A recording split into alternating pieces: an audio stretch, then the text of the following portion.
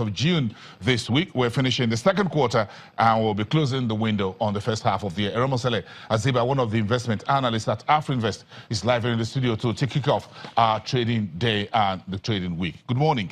Good morning. It's good to have you here. Thank you. Thank you. Look at the market for us, and we're looking at there's a new selling pressures on the exchange. We thought this was all over.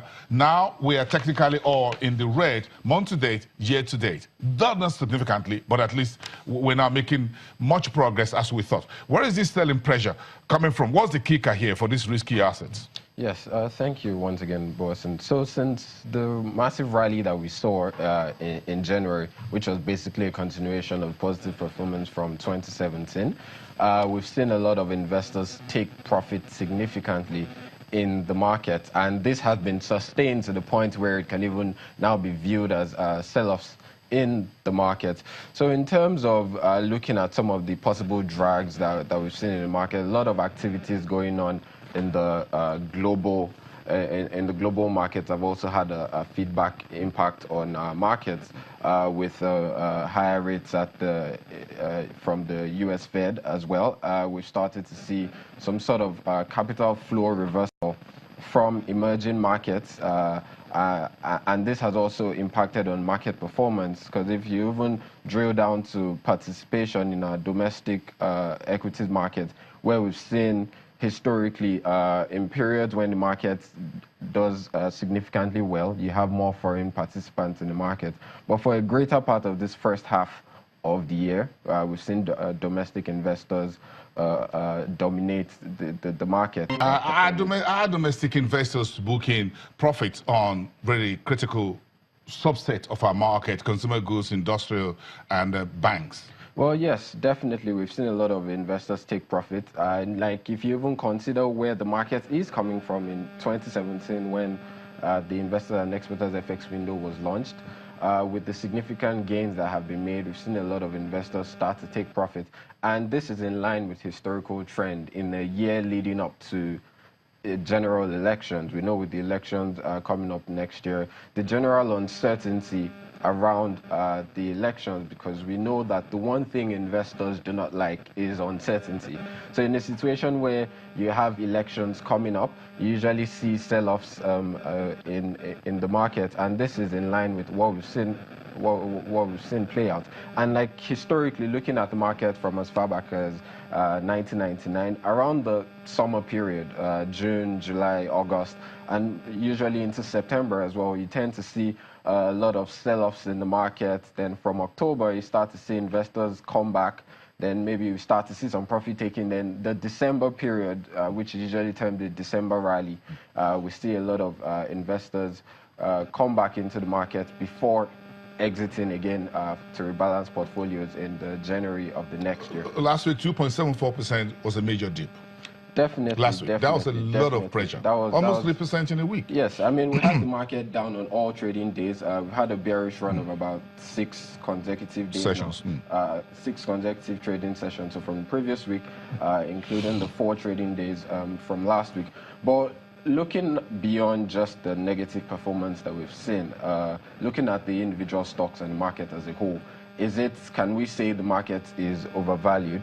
Not necessarily. If you look at the fundamentals of the market, compare them to similar markets across Africa, for instance, you can still see that the Nigerian market still remains somewhat undervalued, with a price to earnings of about 10.7, which is significantly lower than the closest market to us is Egypt, which is about 14 times price to earnings. And even on a price to book basis, Nigeria is the only market here in Africa trading below a price to book ratio of 2 times. So it still shows that there's a lot of opportunities there for investors to take advantage of. So regardless of the losses... But they're scared one way or the other. Investors are scared. Definitely. Just say yes. Yes, they're scared one way or the other about... But again, we're not having the first political transition, so this is not necessarily new. So why would investors just be a little bit jittery when it comes to the political risks in this jurisdiction? Yeah, so it's a trend that we see across markets. It's not just peculiar to Nigeria. It's not just peculiar to Nigeria, because sometimes we're not sure if we're going to have a continuation of the current administration or we're going to have a new administration come in. We're not yet certain on what sort of policies they might be implementing and how these could affect activities in the market. So more often than not, you'd see investors, if they have to invest, they rather play in the fixed income part of the market where there's significantly reduced risk.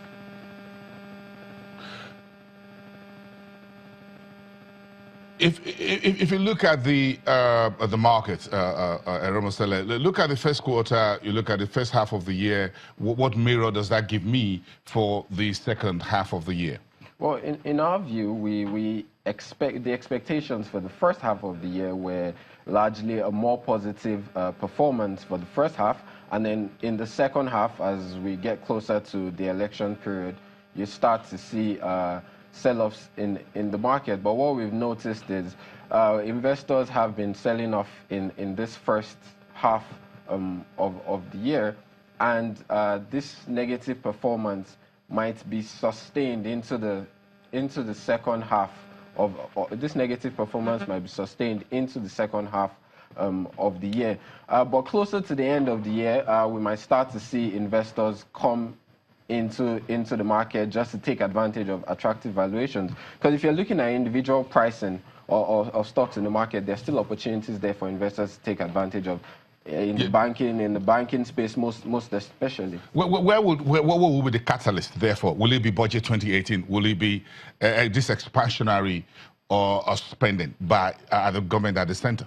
Well, for the budget, the 2018 budget, the impact on the markets is usually a more medium to long term and usually associated with the capital expenditure part of the budget, where we start to see especially the industrial goods sector benefit significantly from that, and with the job creation that also comes with increased construction works, then we could also see the consumer goods space benefit from that, because as people are earning more, people are spending more, and this has a feedback impact on earnings of these companies. But our top pick still remains in the banking space, especially the Tier 1 banks, where we've seen that amidst tougher operating environments, they've been able to churn out impressive results, weather the storm, constantly deliver alpha to investors. And looking at current pricing of some of these banks in the market, there are opportunities there for investors to take advantage of. Technically, we're not doing 42% this year. Definitely not. We won't see the same quirky, sort of rallies. Just put it out there. We won't see the same sort of rallies that we had last year, which was expected. Because for last year, we're coming from a situation where investor sentiment had been significantly damaged, and we started to see a huge influx of investors come back into the market, and this propped market performance. But we've seen that sort of level out now, so investors are looking at fundamentals of these companies and trying to play the market, ensuring proper timing in terms of entry and exit of the market. So, what's your top for half year? If that will take us, we're now at neuter, technically speaking. So let's just write that off and say, look, we're on a scale of plus or minus. Where do you see the all-share index for year end? Well, at the start of the year, when we released our outlook report, where we had three scenarios, for our bear case scenario, we had a market return of about 7% thereabout. We're currently reviewing our outlook. We still believe there's a chance that the market could still end the year in the green, although we don't believe it will be significantly not likely double digits. Most likely not double digit though. Okay, if we have single digits, we can still have a handshake to that. Eronmosele Aziba, one of the investment analysts from Afrinvest.